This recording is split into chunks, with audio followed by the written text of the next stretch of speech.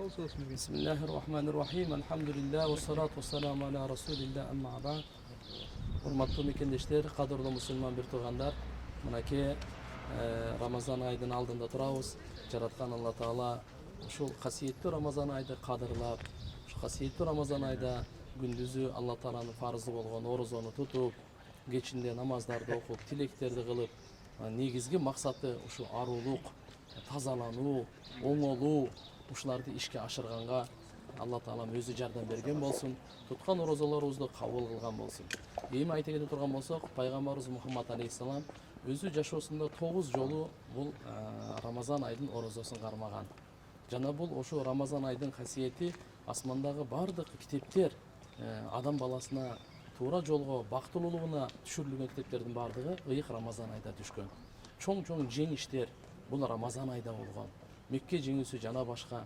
Рамазан айдагы кубаныч бул жалгыз эле тирүүлөргө эмес, дүйнөдөн өтүп кеткендерге дагы. Анткени ооз ачар мезгилде жараткан Алла Таала күн сайын миңдеген, миллион деген кишилерди дозоктун отунан куткарат экен Рамазан айдын ушу себебинен. Пайгамбарыбыз айткан, эгерде менин үммөтүм Рамазан айдын кадырын билгенде, жыл бою эле Рамазан болсо экен деп, булар арман кылмаган деген. Анткени бул касиеттүү айда арышты көтөргөн 8 периште дагы Алла Таала айтат экен, силер өзүңөрдүн ибадатыңарды кое тургула дагы орозо туткандарга, күнөөлөрүнө кечирим сураганга дуа кылгыла дейт экен. Дуаларына амин дегиле дейт экен.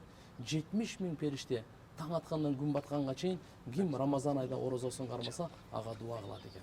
Көрбөйсүзбү, момун адамдын ырыскысы көбөйөт дейт. Бул ай сабырдуулуктун айы болуп атат.